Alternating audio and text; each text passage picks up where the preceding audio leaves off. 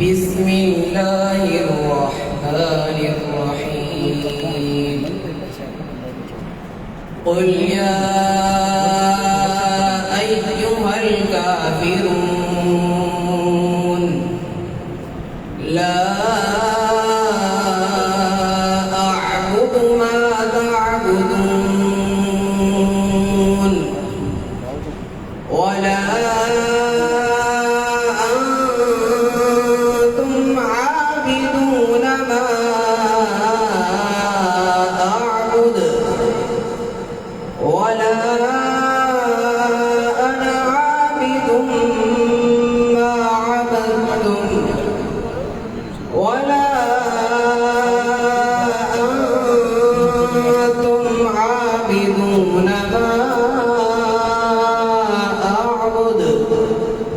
لكم دينكم ولي دين. بسم الله الرحمن الرحيم إذا جاء نصر الله والفتح ورأيت الناس يدخلون في دين الله أفواجا فسبح بحمد ربك واستغفره إنه كان توابا.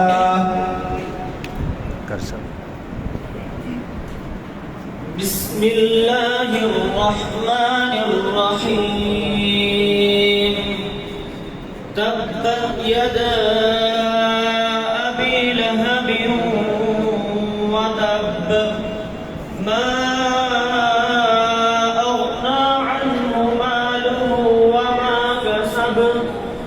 سيصلى نارا ذات لهب وامرأته حمالة الحطب في جيدها حبل من مسد. بسم الله الرحمن الرحيم قل هو الله أحد الله الصمد لم يلد ولم يولد ولم يكن له كفوا أحد. بسم الله الرحمن الرحيم قل أعوذ برب الفلق من شر ما خلق ومن شر غاسق إذا وقب ومن شر النفاثات في العقد ومن شر حاسد إذا حسد. بسم الله الرحمن الرحيم قل أعوذ برب الناس ملك الناس إله الناس من شر الوسواس الخناس الذي يوسوس في صدور الناس من الجنة والناس. بسم الله الرحمن الرحيم ألم تر كيف فعل ربك بأصحاب الفيل ألم يجعل كيدهم في تضليل وأرسل عليهم طيرا أبابيل ترميهم بحجارة من سجيل فجعلهم كعصف مأكول بسم الله الرحمن الرحيم لإيلاف قريش إيلافهم رحلة الشتاء والصيف فليعبدوا رب هذا البيت الذي أطعمهم من جوع وآمنهم من خوف. بسم الله الرحمن الرحيم أرأيت الذي يكذب بالدين فذلك الذي يدع اليتيم ولا يحض على طعام المسكين فويل للمصلين الذين هم عن صلاتهم ساهون الذين هم يراءون ويمنعون الماعون.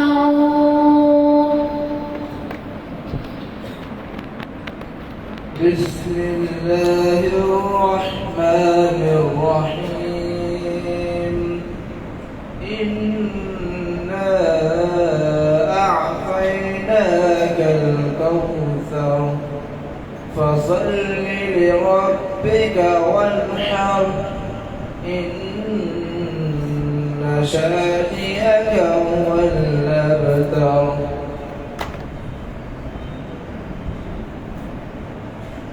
بسم الله الرحمن الرحيم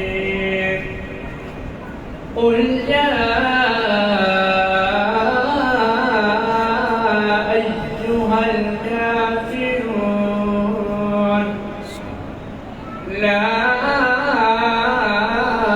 أعبد ما تعبدون ولا عابدون ما أعبد ولا أنا عابد ما عبدتم ولا أنتم عابدون ما أعبد لكم دينكم ولي دين.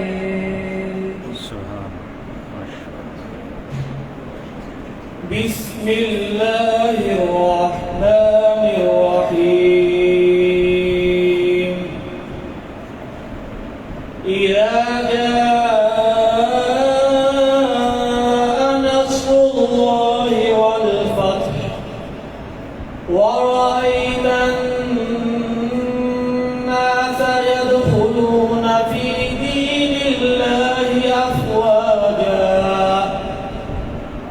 فسبح بحمد ربك واستغفره إنه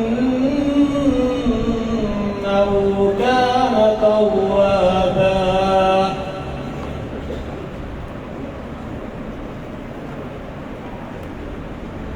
بسم الله الرحمن الرحيم تبت يدا أبي لهب وتب ما أغنى عنه ماله وما كسب سيصلى نارا ذات لهب وامرأته حمالة الحطب في جيدها حبل من مسد. بسم الله الرحمن الرحيم قل هو الله أحد الله الصمد لم يلد ولم يولد ولم يكن له كفوا أحد.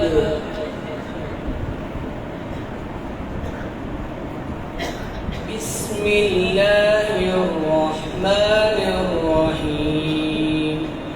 قل أعوذ برب الفلق من شر ما خلق ومن شر غاسق إذا وقب ومن شر النفاثات في العقد ومن شر حاسد إذا حسد. بسم الله الرحمن الرحيم. قل أعوذ برب الناس ملك الناس إله الناس من شر الوسواس الخناس الذي يوسوس في صدور الناس من الجنة والناس. بسم الله الرحمن الرحيم. ألم تر كيف فعل ربك بأصحاب الفيل؟ ألم يجعل كيدهم في تضليل وأرسل عليهم طيرا أبابيل ترميهم بحجارة من سجيل فجعلهم كعصف مأكول. بسم الله الرحمن الرحيم. لإيلاف قريش إيلافهم رحلة الشتاء والصيف فليعبدوا رب هذا البيت الذي أطعمهم من جوع وآمنهم من خوف. بسم الله الرحمن الرحيم. أرأيت الذي يكذب بالدين فذلك الذي يدع اليتيم ولا يحض على طعام المسكين فويل للمصلين الذين هم عن صلاتهم ساهون الذين هم يراءون ويمنعون الماعون. بسم الله الرحمن الرحيم. إنا أعطيناك الكوثر فصل لربك وانحر إن شانئك هو الأبتر.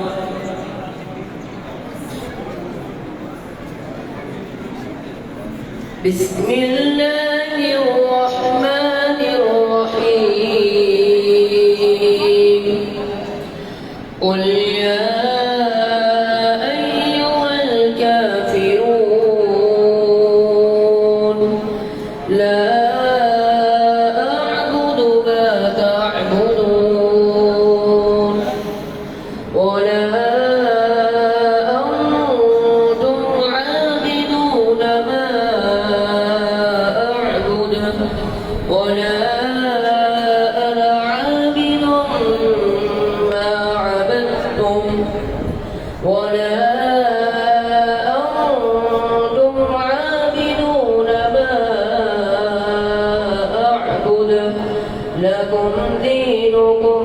اليدين بسم الله الرحمن الرحيم إذا جاء نصر الله والفتح ورأيت الناس يدخلون في دين الله أفواجا فسبح بحمد ربك واستغفره إنه كان توابا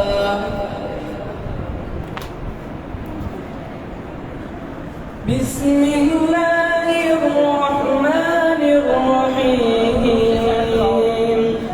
تبت يدا أبي لهب وتب ما أغنى عنه ماله وما كسب سيصلى نارا ذات لهب وامرأته حمالة الحطب في جيدها حبل من مسد بسم الله الرحمن الرحيم قل هو الله أحد الله الصمد لم يلد ولم يولد ولم يكن له كفوا أحد بسم الله الرحمن الرحيم قل أعوذ برب الفلق من شر ما خلق ومن شر غاسق إذا وقب ومن شر النفاثات في العقد ومن شر حاسد إذا حسد بسم الله الرحمن الرحيم قل أعوذ برب الناس ملك الناس إله الناس من شر الوسواس الخناس الذي يوسوس في صدور الناس من الجنة والناس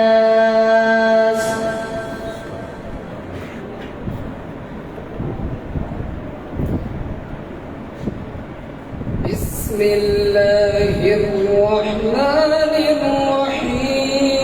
الرحيم قل أعوذ برب الناس ملك الناس إله الناس من شر الوسواس الخناس الذي يوسوس في صدور الناس من الجنة والناس. ما شاء الله بارك الله فيك حياك الله صدقك الله أكرمك الله.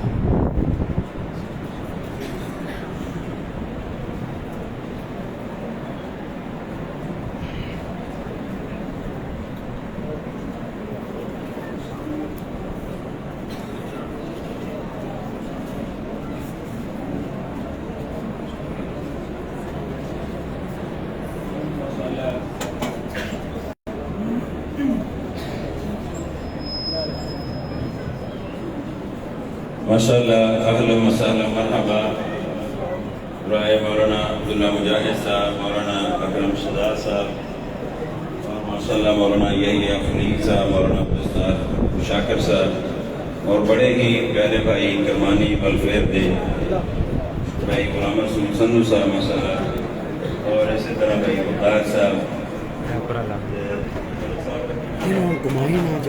ملک ساجد صاحب اور بھائی کیسر صاحب ماشاءاللہ کرمانی ویلفیئر دے 200 احباب نوجوان تشریف لے کے آئے ہیں۔ اللہ رب العزت سب نو عزت دے، برکت دے۔ تو اے حقیقت قرآن دی محفل ہے تو سارے دوست بڑی توجہ دے نال، بڑے انہماک دے نال، بڑی محبت دے نال اور بڑے پروقار طریقے دے نال بیٹھنا ماشاءاللہ۔ اس مرتبہ بدی بچیاں نے اللہ رب العزت قرآن یاد کیتے اور جو اپنا آخری سبق استاد محترم مدیر الکریم قاری سلطان محمود صاحب نے سنا رہے تھی، ان بلا تحقیر بڑے سامنے تلاوت دعا سے میں جس معروف شخصیت کو دعوت دینے والا ہے قاری عبدالماجد صاحب حاصل پورتوں یعنی ضلع بہاول پورتوں تشریف لے کے آئے، انٹرنیشنل قاری جنہوں نے پورا پاکستان تلاوت دے اندر ٹاپ کیتا اور پاکستان دی نمائندگی کرتے ہوئے مصر دے اندر بھی گئے، پچھلے سال بھی تشریف لے کے آئے سی، بڑے خوبصورت طریقے دے نال اللہ رب العزت دے قرآن دی تلاوت کرتے ہیں۔ تو انشاءاللہ تلاوت فرمان گے اور اس کے بعد انشاءاللہ تعالی ایک حمد اور نعت بھی انشاءاللہ سنان گے۔ اللہ نے نعت پڑھنا بھی بڑا ملکہ دیتے اور اس کے بعد پھر انشاءاللہ باقاعدگی دے نال پروگرام۔ تو سارے دوستو احباب بڑی توجہ دے نال، بڑے انہماک دے نال، بڑی روحانی اور قرآنی محفل ہے، بڑی توجہ دے نال سماعت فرمانا۔ اللہ رب العزت عمل دی توفیق دے۔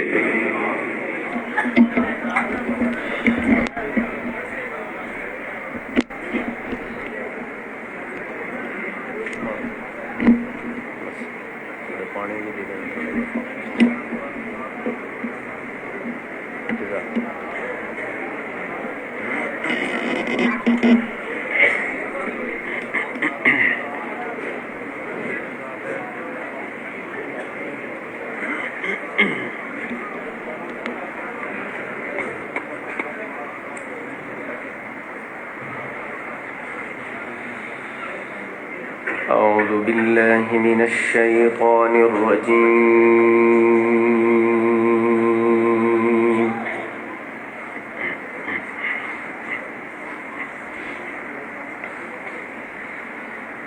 بسم الله الرحمن الرحيم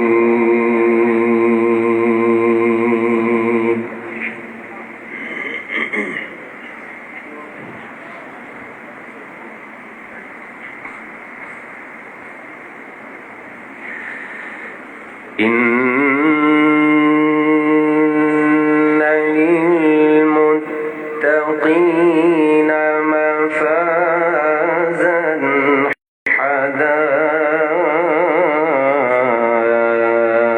حدائق وأعنابا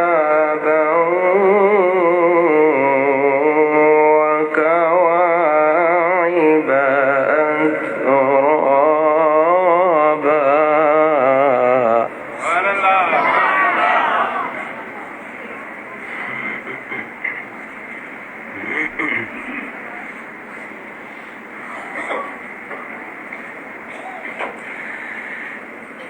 إن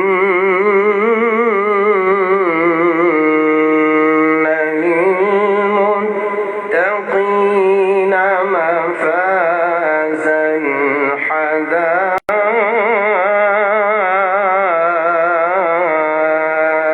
حدائق وأعنابا وكواعب أترابا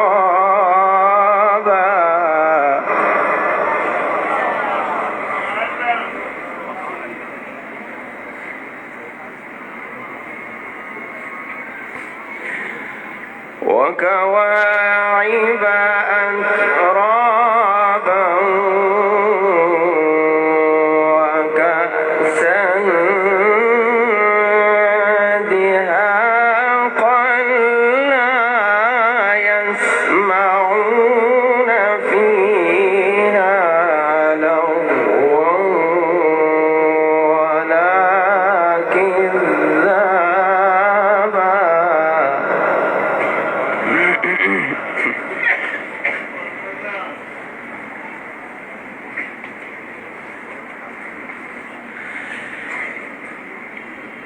إن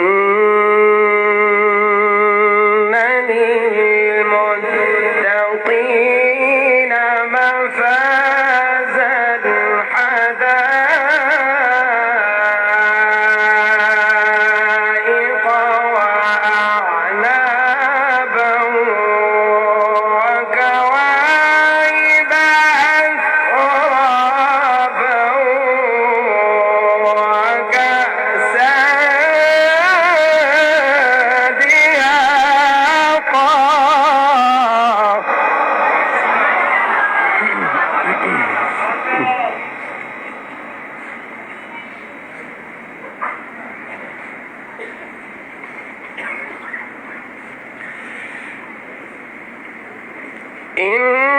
إن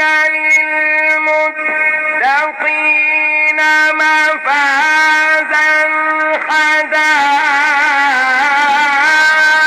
حدائق وأعنابا وكواعب أترابا وكأسا دهاقا لا يسمعون فيها لغوا ولا كذابا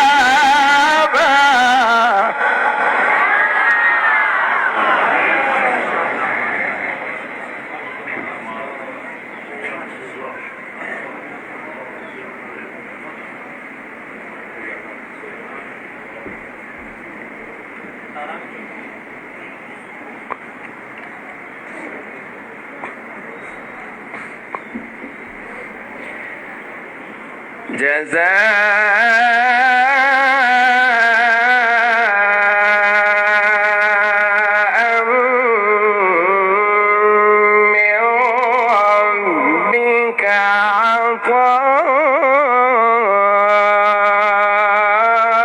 عطاء حسابا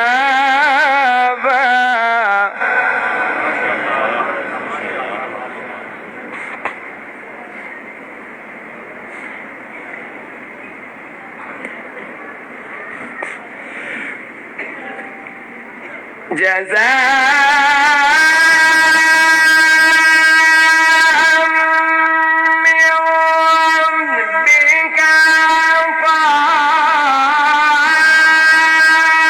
عطاء حسابا رب السماوات والأرض وما بينهما الرحمن لا يملكون منه خطابا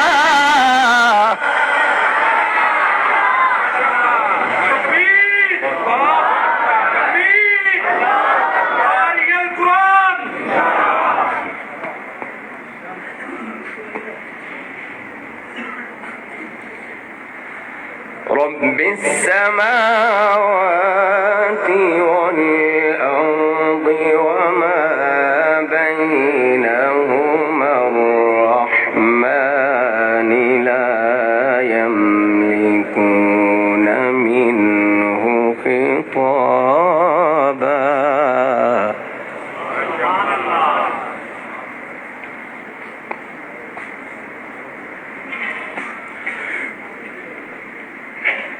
يوم يقوم الروح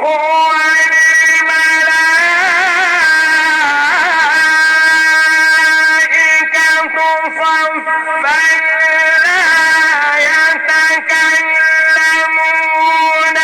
إلا من أذن له الرحمن وقال صوابا. ذلك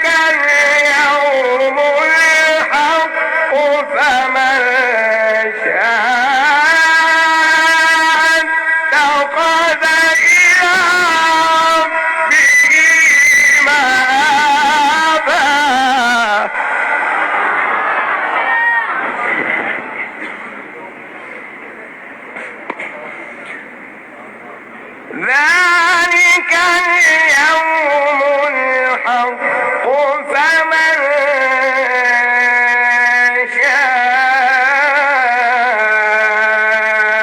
شاء اتخذ إلى ربه مآبا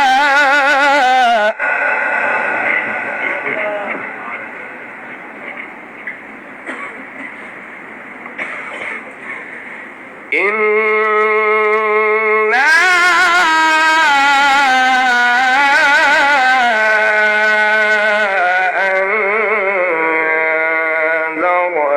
أنذرناكم عذابا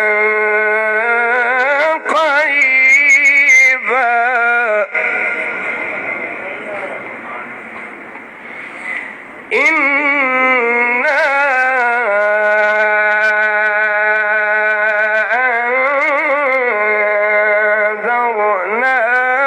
أنذرناكم عذابا قريبا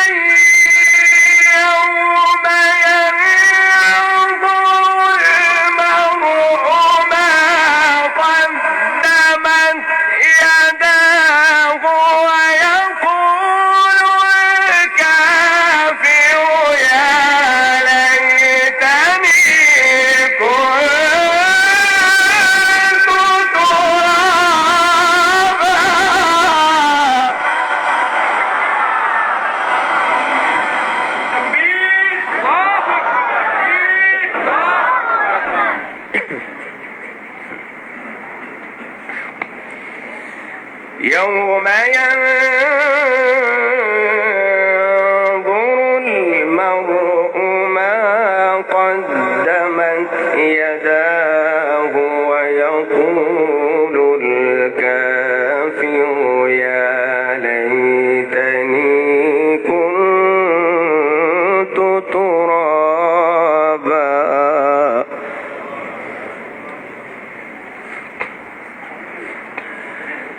الله أكبر بسم الله الرحمن الرحيم ألم نشرح لك صدرك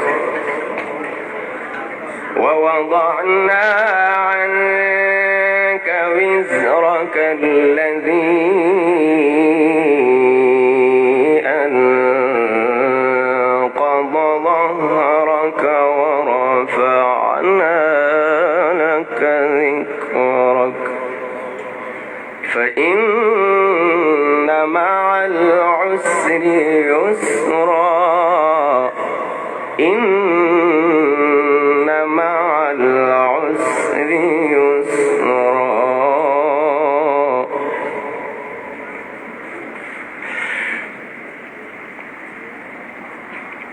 ألم نشرح لك صدرك ووضعنا عنك وزرك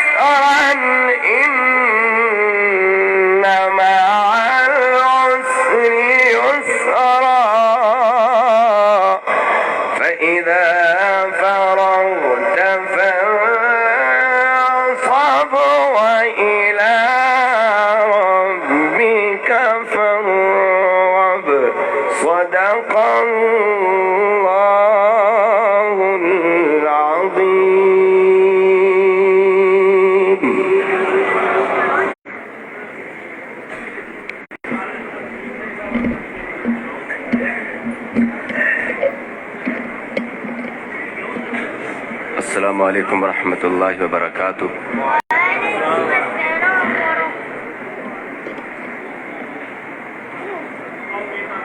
آج دوسری مرتبہ اللہ رب العزت کی فضل و کرم سے آپ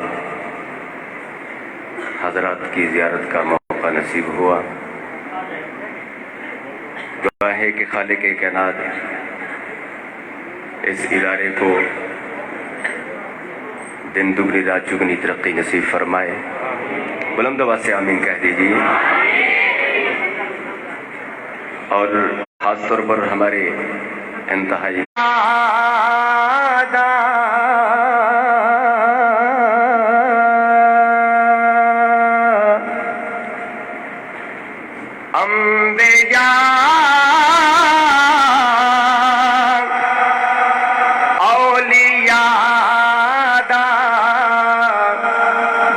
مشکل کشا اللہ تیرا میرا سب حاجت روا. جن کا حاجت روا ہے وہی میرے ساتھ کہیں گے اللہ تیرا میرا سب گونج جانی چاہیے. اللہ تیرا میرا سب حاجت روا. توجہ. او عزت کرے وہ جو چاہے یتیموں کو صاحب پیغمبر کرے. کہ لنگڑے مچھر تو نمرود دے دے مرا. لنگڑے مچھر تو نمرود دے دے مرا. اللہ تیرا میرا بولیے سب حاجت روا. اللہ تیرا میرا سب حاجت روا. توجہ. بھاوے مارن والے سٹ کے کھودے اندر پر بچاون والے دی تخت مصر. سمجھ آئی جملے کی؟ تو پھر بلند آواز سے مجاہدوں والی سبحان اللہ چاہیے. کہ بھاوے مارنے والے سٹ کے کھودے اندر پر بچاون والے تخت مصر. آیا وکدا ہویا آیا وکدا ہویا آیا وکدا ہویا بنے گیا بادشاہ. آیا وکدا ہویا بنے گیا بادشاہ. اللہ تیرا میرا بولیے سب حاجت روا. اللہ تیرا میرا سب حاجت روا. او دی قدرت اگر کہیں بھی کیا ہم سری نہ جلا سکتی اگ نہ کٹ دی چھری. او دی قدرت اگر کہیں بھی کیا ہم سری نہ جلا سکتی اگ نہ کٹ دی چھری. بھاویں کٹنا سی چاہدا خلیل خدا. سمجھ آئیے تو کہہ دے یار سبحان اللہ. کہ بھاویں کٹنا سی چاہدا خلیل خدا اللہ تیرا میرا سب دا حاجت روا. توجہ جے کر حضرت علی ہوں دے مشکل کشا بیٹے کچھ دے نہ حیدر دے وچ کربلا. اگر حضرت علی ہوں دے مشکل کشا بیٹے حیدر دے کچھ دے نہ وچ کربلا. ہے علی دا بھی اوہی مشکل کشا اللہ تیرا میرا سب دا حاجت روا. انبیاء اولیاء دا جو مشکل کشا اللہ تیرا میرا سب دا حاجت روا.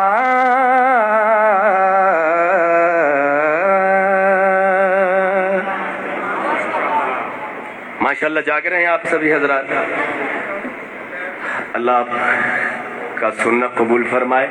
پیارے آقا صلی اللہ علیہ وسلم کی ذات اقدس پہ ذرا درود شریف پڑھیے گا. اللہم صلی علی سیدنا و مولانا محمد وعلی آل سیدنا مولانا محمد وبارک وسلم. حضرت صدیقی صاحب کا حکم جس نعت کا اس کے دو اشعار آپ کی سماعتوں کے حوالے توجہ کرنا. محبوب اپنی امت کے دن رات روئے. میں اتنی دور سے آیا ہوں صرف آپ سے سبحان اللہ لینے کے لیے اور آپ وہ بھی نہیں دے رہے ماشاءاللہ. تو بلند آواز سے کہیے ذرا سبحان اللہ. محبوب اپنی امت کے دن رات روئے دن رات روئے.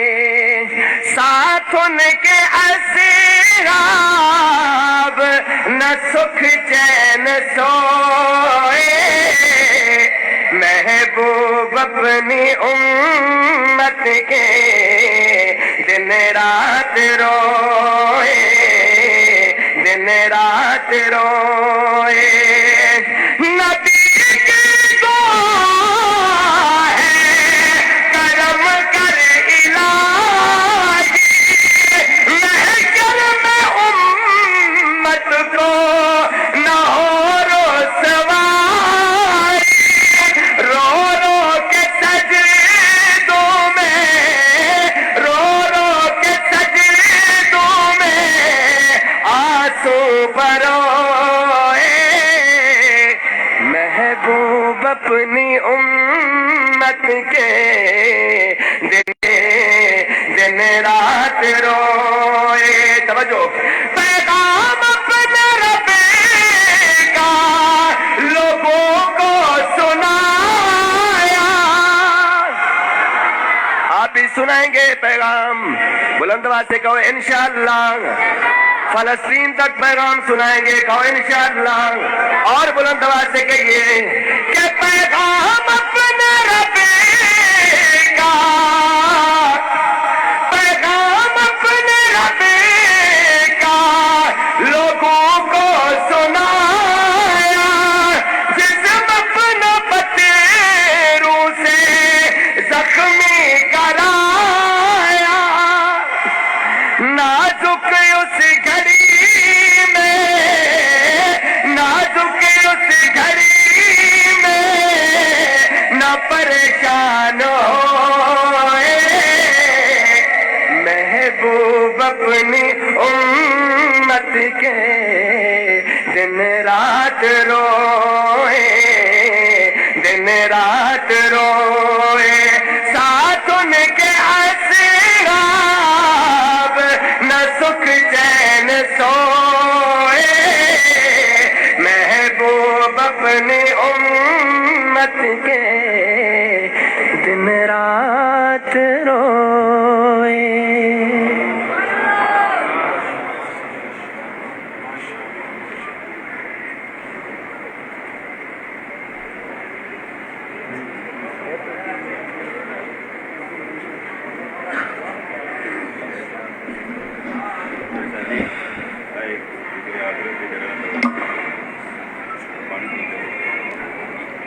ہاں جی ماشاءاللہ، ابھی آپ تلاوت قرآن حکیم سن رہے تھے، ماشاءاللہ وہ بھی بڑی با کمال، اور جو حمد و نعت کے کلمات پیش کیے محترم قاری صاحب نے وہ بھی ماشاءاللہ بڑے بہترین اور با کمال۔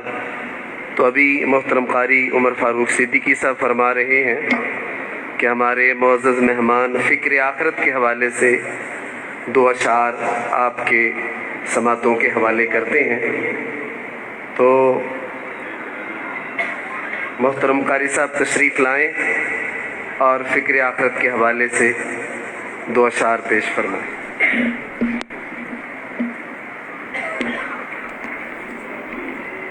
صدیقی صاحب اور ہم تقریباً 27 سال پہلے اکٹھے ہی پڑھتے تھے، تو اس وقت میں نے یہ کلام پڑھا تھا طالب علمی دور میں، تو اس وقت سے ماشاءاللہ یاد رکھے ہوئے ہیں، اور مجھے کہا آپ کو جہاں سے بھی ملے پرانی کاپیوں میں ڈائریوں میں آپ نے وہ اشعار نکال کے آنا ہے۔ تو ابھی میں وہ تو نہیں پڑھ رہا تھا، لیکن پھر انہوں نے حکم کر دیا کہ آپ نے وہ پڑھنے ہیں، تو آپ محبت سے ایک مرتبہ کہہ دیجئے سبحان اللہ۔ اللہ تعالیٰ آپ کو سلامت رکھے۔ تو توجہ کیجیے گا،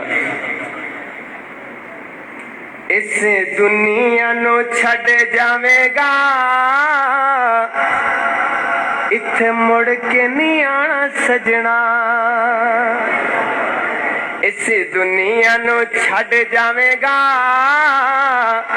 اتھے مڑ کے نہیں آنا سجنا، اتھو جا کے تو پچھتاوے گا، اتھو جا کے تو پچھتاوے گا، اتھے مڑ کے نہیں آنا سجنا، اس دنیا نو چھڈ جاوے گا، اتھے مڑ کے نہیں آنا سجنا، سونیاں سونیاں شکلاں والے اتھو ٹر گئے گے، اتھو ٹر گئے گے، سونیاں سونیاں شکلاں والے اتھو ٹر گئے گے، اتھو ٹر گئے گے، ماڑیاں محلہ والے مٹی تلے پہ گئے، مٹی تلے پہ گئے، لکھا سونے انو مٹی گئے کھا، لکھا سونے انو مٹی گئے کھا، اتنے مڑ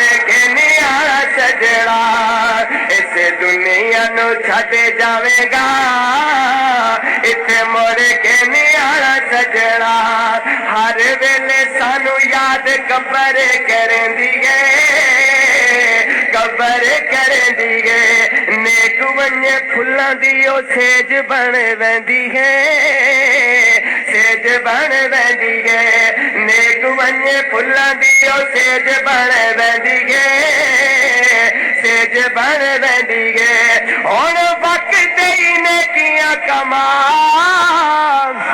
ہن وقت ہی نیکیاں کما، اتنے مڑ کے نہیں آنا سجنا، اتو جا کے تو پچھتاوے گا، اتو جا کے تو پچھتاوے گا، اتنے مڑ کے نہیں آنا سجنا، اس دنیا نو چھڈ جاوے گا، اتنے مڑ کے نہیں آنا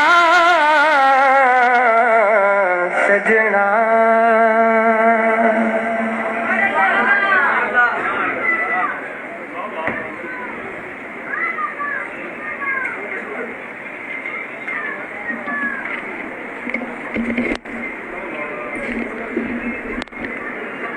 ماشاءاللہ پچھلے سال 1 سالہ شعبہ تجوید القرآن کا سلسلہ شروع کیا تھا، تو 10 بچوں نے ماشاءاللہ اس سال تجوید القرآن کا کورس کیا ہے، تو ان میں اسناد تقسیم کرتے ہیں، ساتھ ساتھ انعامات کا اسناد کا سلسلہ بھی انشاءاللہ جاری و ساری رہے گا۔ تو میں بچوں کو اسناد دینے کے لیے دعوت دوں گا میرے استاد محترم کے ساتھی قاری غلام شبیر صاحب جو حاصل پور سے تشریف لائے ہیں، وہ اسٹیج پر تشریف لے کر آئیں۔ ماشاءاللہ قاری صاحب نے 36 سال قرآن پڑھایا ہے، 36 سال قرآن پڑھایا, لیکن مینوں ایک گل سن کے تعجب بھی بڑا ہویا, اور اللہ ساڈے حالات تے رحم فرمائے. 36 سال ہو گئے نے ایک جگہ تے بیٹھ کے قرآن پڑھا رہے نے, تے تنخواہ اجے بھی 5000 ہے. یعنی سب تو بڑا جڑا نا عجوبہ ہے. اللہ رب العزت ساری اصلاح فرمائے تو ساری قوم نو جڑا نا ہدایت دے کہ جس بندے نے زندگی گزار دیتی ایک جگہ تے بیٹھ کے اللہ رب العزت دا قرآن پڑھاندے ہیں. تو لیکن میں پوچھا قاری صاحب کیویں گزارا ہو رہا, کہندے الحمدللہ رب العالمین. لیکن اج ساڈے ماحول معاشرے دے اندر جیڑی 2 لاکھ تنخواہ ہے کہندا مر گئے لٹے گئے, لیکن قاری صاحب دی 5000 ہے کہندے الحمدللہ رب العالمین. اللہ دا شکر ہے بڑا سونا گزارا ہو رہا. تو حقیقت ہے کہ قرآن دی برکات ہے, اور حقیقتاً ایسے لوگ ہی عبادت دے لائق نے اور قابل تعریف نے کہ جنہاں نو تھوڑے انہوں نے معاوضے دے اندر بھی اللہ رب العزت دے دین دی خدمت جڑا نا جاری و ساری رکھی. اور حقیقت ہے انہاں لوگاں دی قربانیاں کہ اسی اج مسلمان ہیں, ساڈے اندر حفظ القرآن دا سلسلہ جاری و ساری ہے. تو میں دعوت دوں گا استاد محترم قاری غلام شبیر صاحب اور قاری عبد الماجد صاحب وہ تشریف لے کر آئیں. قاری سلطان محمود صاحب, قاری ابو بکر مشکور صاحب اور شعبہ تجوید کے جو ساتھی ہیں طلباء ہیں ان میں اسناد تقسیم کریں.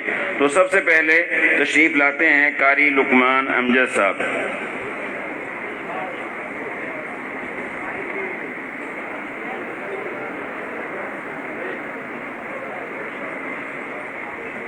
ماشاءاللہ اس بچے نے شعبہ تجوید 1 سالہ پڑھا ہے اور الحمدللہ اس مرتبہ گجرات مرکزی مسجد میں مصلی سنایا ہے, اور 200 احباب بڑے خوش ہوئے. ماشاءاللہ بڑے خوبصورت طریقے سے اللہ رب العزت کا قرآن پڑھتے ہیں.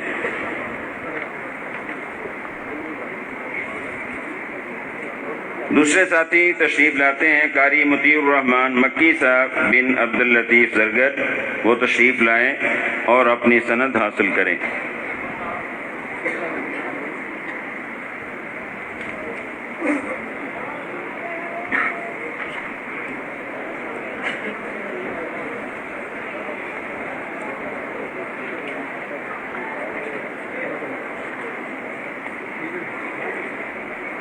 اب تشریف لاتے ہیں قاری عبد الرحمن طارق صاحب.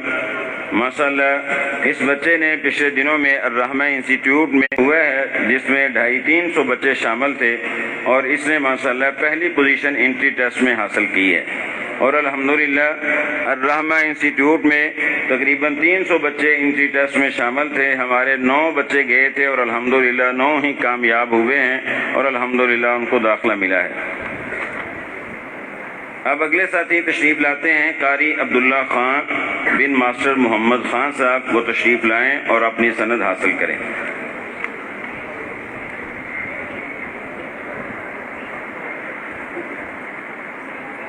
ماشاءاللہ جبیاں دے نال عربی شیخ ہی لگن دے نے آج تے سارے ہیں.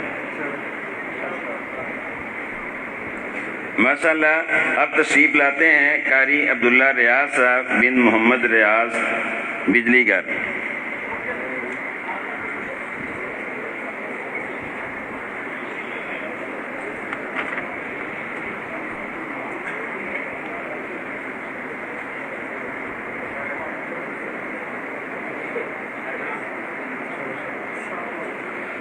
اب تشریف لاتے ہیں قاری انس طاہر بن طاہر محمود صاحب.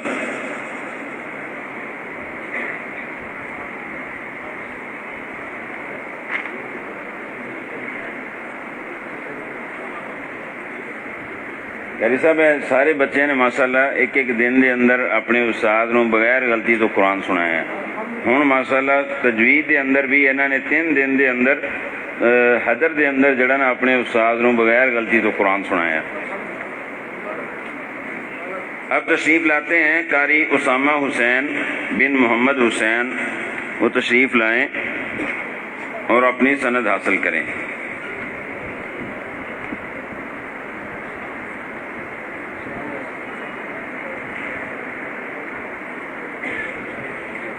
اب تشریف لاتے ہیں قاری سعد عبد القیوم بن عبد القیوم. آئیں اور اپنی سند حاصل کریں.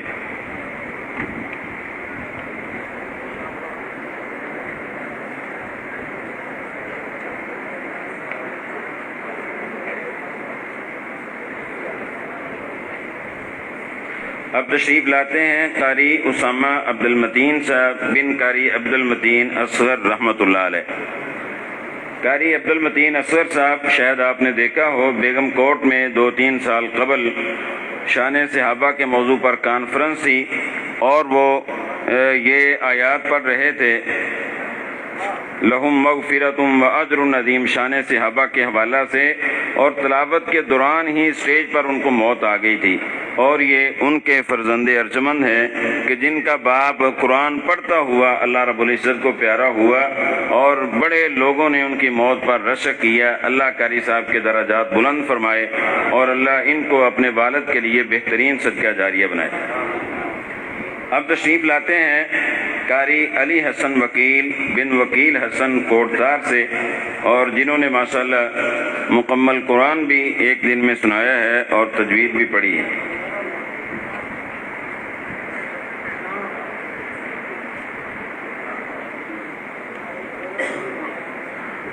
بہت شکریہ قاری غلام شبیر صاحب، قاری عبد الماجد صاحب، قاری سلطان صاحب، قاری ابو بکر مشکور صاحب، اللہ آپ کو رشتوں برکتوں سے نوازے۔ تو اب حافظ یحییٰ خلیق صاحب آگے پروگرام چلاتے ہیں۔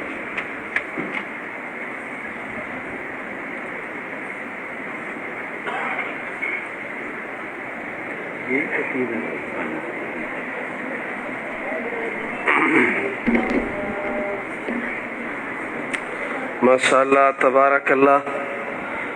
ابھی شعبہ تجوید القرآن کے طلباء کو ان کی حوصلہ افزائی کی گئی اور ان کو اسناد دی گئی۔ شاہوں کو بدلتے دیکھا ہے، شاہی کو بدلتے دیکھ لیا، شاہوں کو بدلتے دیکھا ہے، شاہی کو بدلتے دیکھ لیا، اسلام کی کشتی کا لیکن سلطان نہ بدلا جائے گا، بدلے گا زمانہ لاکھ مگر قرآن نہ بدلا جائے گا، ہے قول محمد قول الہ فرمان نہ بدلا جائے گا۔ قرآن اس کا یہ اعجاز ہے کہ ہر دور کے اندر اللہ ذوالجلال نے صدور میں اور سطور میں اس قرآن کو محفوظ کیا ہے۔ کبھی وہ وقت تھا کہ ہم یہ باتیں سنتے تھے کہ فلاں ادارے میں، فلاں تعلیمی درسگاہ میں بچوں نے ایک دن میں اور بغیر کسی غلطی کے قرآن پاک کو سنایا، لیکن اللہ جزائے خیر عطا فرمائے، ہمارے اس علاقے کے لیے یقیناً وہ محسن کی حیثیت رکھتے ہیں۔ میری مراد قاری عمر فاروق صدیقی صاحب حفظہ اللہ تعالی ورعاہ کہ اللہ نے ان سے کام لیا، اور اس علاقے میں اللہ کے فضل و کرم سے شعبہ تحفیظ القرآن اور اسی طرح اب تجوید القرآن کے حوالے سے یہ یقیناً ایک مثالی ادارہ ہے، اور یہ علاقے کے لیے مینارہ نور ثابت ہو رہا ہے۔ اللہ ذوالجلال ہمارے اس ادارے کو دن دگنی رات چگنی ترقی عطا فرمائے، اس کے معاونین کو، معاونات کو جزائے خیر عطا فرمائے۔ تو ابھی ہمارے مہمان علماء کرام کے خطابات سے قبل مرکز بیت المکرم کے طلباء کی حوصلہ افزائی بھی ہے، اور اسی طرح ادارے کی اور اساتذہ کرام کی کارکردگی بھی ہے۔ تو اس حوالے سے ہمارے سامنے کچھ طلباء کرام ابھی تشریف لائیں گے، اور कुछ ऐसे तलबा हैं जो तकरीर करेंगे, कुछ ऐसे तलबा हैं जो आपके सामने हम्दोनात पेश फरमाएंगे। तो आपने इसको इंतहाई दिलजमी के साथ सिमा करना है। इसमें यकीनन हमारे इन हुफ़ाज़ और कुर्रा तलबा की और इदारा की भी हौसला अफजाई है कि अल्हम्दुलिल्लाह इदारे से फाजिल होने वाले हुफ़ाज़ और कुर्रा बिहम्दिल्लाह बासलाहियत हैं। तो इसी हवाले से सबसे पहले अरबी ज़बान में, अरबी लैंग्वेज में तराना पेश करने के लिए तशरीफ़ लाते हैं कारी लुक़मान अमजद। वो तशरीफ़ लाएं और अरबी ज़बान में तराना पेश फरमाएं। ये तलबा का मुख्तसर प्रोग्राम है। इसके मुत्तसिल इंशाअल्लाह हमारे मेहमान उलमाए किराम की जो गुफ्तगू है और खिताबात हैं उनका इंशाअल्लाह सिलसिला वो प्रोग्राम के आखिर तक जारी रहेगा।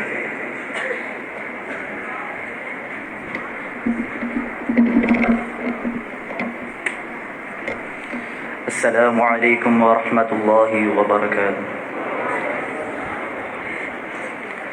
शैख़ी अल्लिमनिल क़ुरआन लिउअत्तिर मिन्हुल अक्वान व उरत्तिलहु व उजव्विदहु व उरव्विय मिन्हु ज़मआन बितिलावतिही रूही तस्मो बितदब्बुरिही अक़ली यन्मो बितिलावतिही रूही तस्मो बितदब्बुरिही अक़ली यन्मो वयज़ूलु बिही अन्निल गम्मो फ़अज़ल्लु सईदन फ़रहाना। शैख़ी अल्लिमनिल क़ुरआन लिउअत्तिर मिन्हुल अक्वान व उरत्तिलहु व उजव्विदहु व उरव्विय मिन्हु ज़मआना व उन्सी इन कुन्तु वहीदा युदनीनी लौ सिरतु बईदा व उन्सी इन कुन्तु वहीदा युदनीनी लौ सिरतु बईदा वल ऐशु बिही सार सईदा सिरतु बिही हक़्क़न इंसाना। शैख़ी अल्लिमनिल क़ुरआन लिउअत्तिर मिन्हुल अक्वान व उरत्तिलहु व उजव्विदहु व उरव्विय मिन्हु ज़मआना अक़रअहु लैलन व नहारा अत्लूहु सिर्रन व जिहारा अक़रअहु लैलन व नहारा अत्लूहु सिर्रन व जिहारा फ़अनाल बिदुन्याय फ़क़ारा व बिआख़िरती अल्क़ा अमाना। शैख़ी अल्लिमनिल क़ुरआन लिउअत्तिर मिन्हुल अक्वान व उरत्तिलहु व उजव्विदहु व उरव्विय मिन्हु ज़मआना।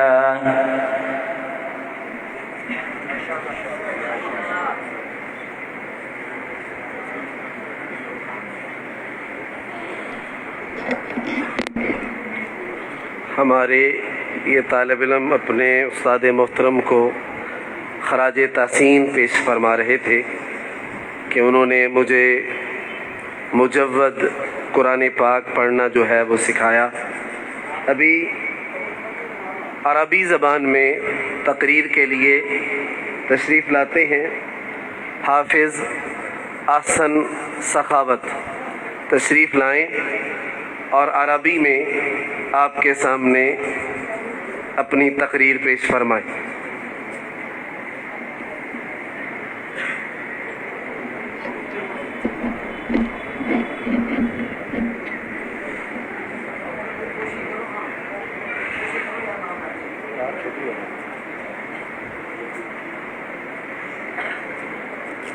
अस्सलामु अलैकुम व रहमतुल्लाहि व बरकातुह।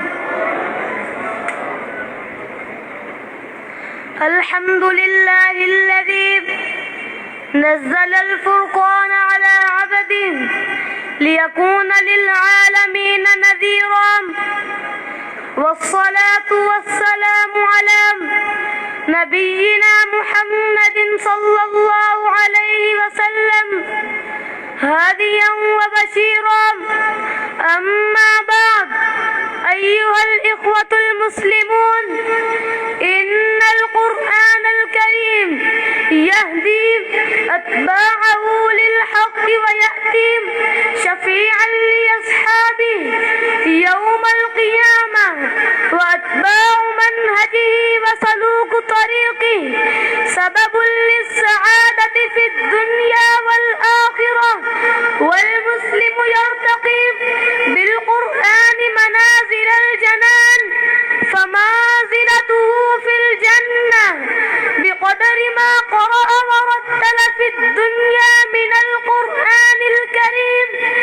अम्मा हिदायतुहु लिल हक़्क़ि वस्सवाब फ़ी कुल्लिल उमूरि फ़क़ाल अल्लाहु तआला इन्न हाज़ल कुरआन यहदी लिल्लती हिय अक़वम व अम्मा अन्नहु यशफ़अु लिसाहिबिही फ़क़द क़ाल रसूलुल्लाहि सल्लल्लाहु अलैहि वसल्लम इक़रउल कुरआन फ़इन्नहु यअती यौमल क़ियामति शफ़ीअन लिअस्हाबिही।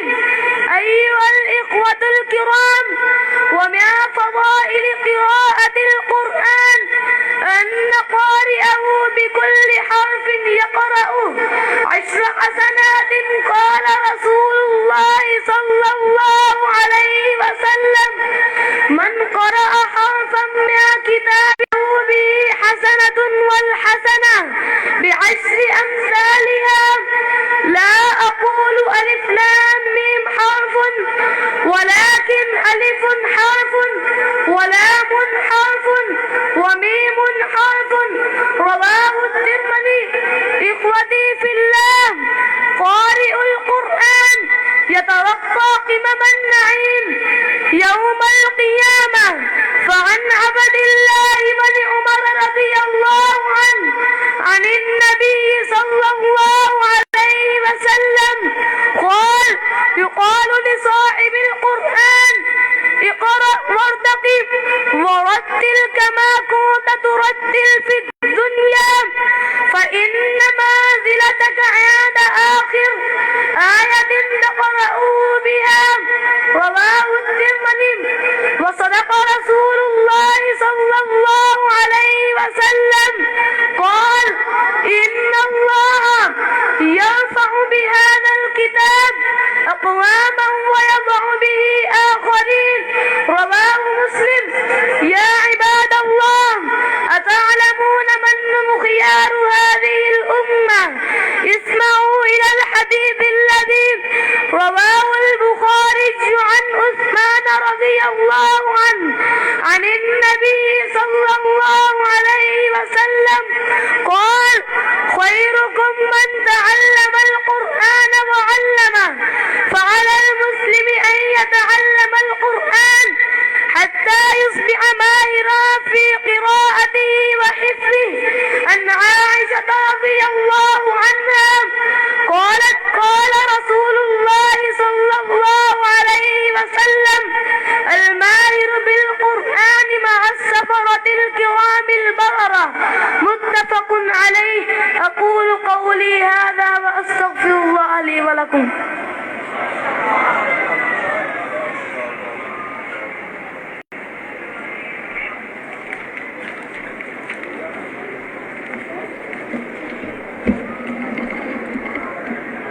माशाल्लाह ए बच्चा आसन सखावत बड़े ही प्यारे भाई सखावत भट्टी साहब पीपल वाला तो उन्हों का بچہ ہے اور میں خصوصاً تین پنڈا واسطے خصوصی دعا کرنا پیپل والا نڑا والا گلا چگیاں کہ یا اللہ ایتھے قرآن و سنت دی روشنی جڑا نا پیدا فرما دے.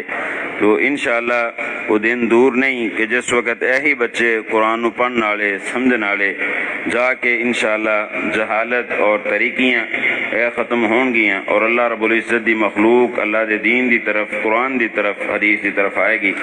اور بڑی خوش قسمتی کہ ماشاءاللہ کرمانی ویلفیئر دے صدر چیئرمین بھائی مزمل صاحب تشریف مزمل نور صاحب حاجی امین صاحب دے بھائی لاہور تو پروگرام دی دعوت انہوں نے ہے سی بھائی امجد نے دیتی تشریف لے کے آئے اہلا وسہلا مرحبا.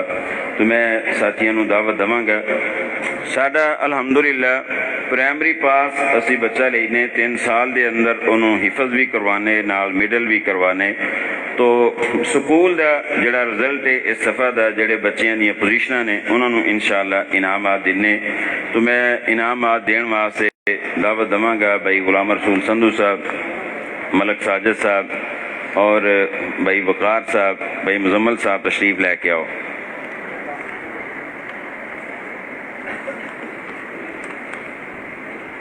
چھٹی کلاس تو پہلی پوزیشن حاصل کی تھی اسد تیسری پوزیشن حاصل کی تھی اسد عبدالحفیظ.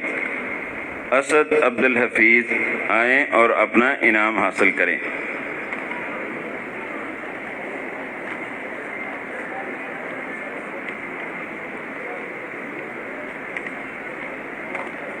بچے اسکول کی پوزیشنوں والے قریب قریب آ جائیں. 7ویں کلاس سے ابراہیم آپ میں سے حنزلہ لطیف نے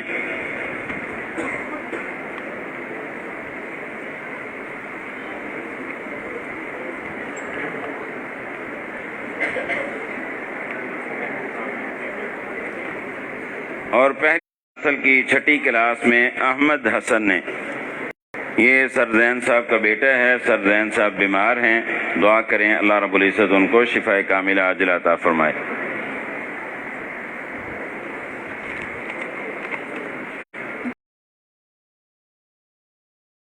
عابد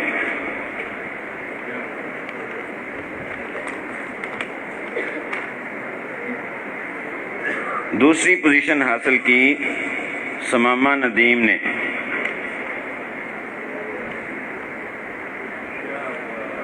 ساتویں کلاس میں پہلی پوزیشن حاصل کی موحد محسن.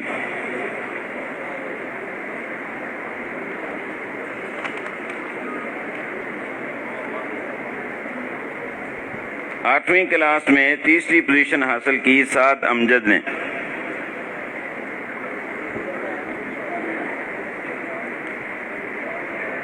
ماشاءاللہ سعد کا حفظ بھی مکمل ہوا ہے. ابھی حفظ کی شیل بھی لیں گے انشاءاللہ. دوسری پوزیشن حاصل کی ابو بکر وکیل نے.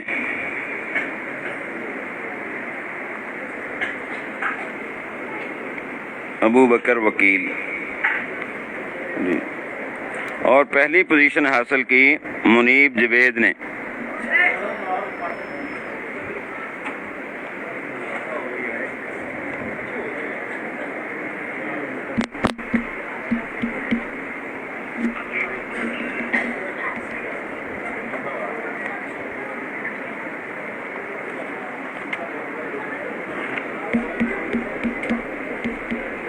بہت شکریہ جی. ٹھیک رکھو. باقی شیلیں میں لینی ہے.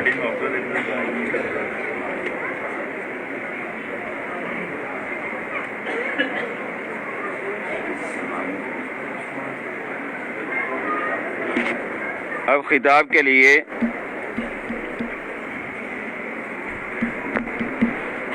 لیے تشریف لاتے ہیں حافظ سلمان سلفی صاحب.